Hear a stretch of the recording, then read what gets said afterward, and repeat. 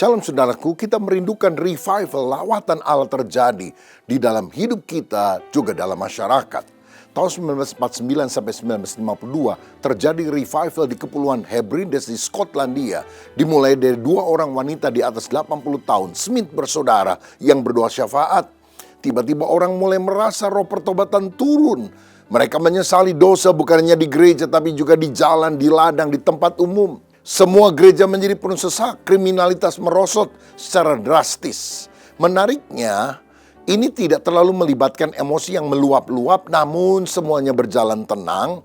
Tapi roh pertobatan dan kekudusan dialami oleh semua orang. Charles Finney pernah berkata, kebangunan rohani bukanlah turunnya kuasa Tuhan ke dalam bejana yang kotor, melainkan pembersihan bejana agar kuasa Tuhan bisa tinggal. Revival seringkali terhambat bukan karena Tuhan enggan melawat, tapi karena saluran kita tersumbat. Karena itu Ibrani 12 ayat 1 berkata, marilah kita menanggalkan semua beban dan dosa yang begitu merintangi kita dan berlomba dengan tekun dalam perlombaan yang diwajibkan bagi kita.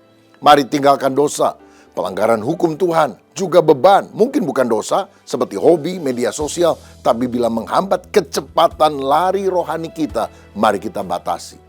Ayo sangkal diri, lepaskan kenyamanan demi mengejar hadiratnya dalam hidup kita. Nah saudara, kalau kita mengalami lawatan Allah, kita diubah dari hidup dosa menjadi hidup suci, Tuhan juga akan memakai kita. Hudson Taylor pernah berkata, Tuhan tidak mencari bejana yang emas atau perak, tetapi bejana yang bersih. Perbedaan pemakaian bejana bukan hanya terletak pada bahannya, melainkan pada kebersihannya. 2 Timotius 2 ayat 21 berkata, jika seorang menyucikan dirinya dari hal-hal yang jahat, ia akan menjadi perabot rumah tangga untuk maksud yang mulia. Menyucikan diri berarti memisahkan diri dari hal yang tidak memuliakan Allah. Tuhan tidak akan menuangkan anggur yang baru atau urapannya ke dalam bejana yang masih berisi sisa-sisa kotoran duniawi. Saudaraku, fokuslah menjaga hati dan hidup kita tetap murni, menjadi bejana yang bersih di mata Tuhan. Maka Tuhan akan mempercayakan pelayanan-pelayanan yang terbuka untuk hidupmu. Kekudusan adalah kualifikasi utama pelayanan.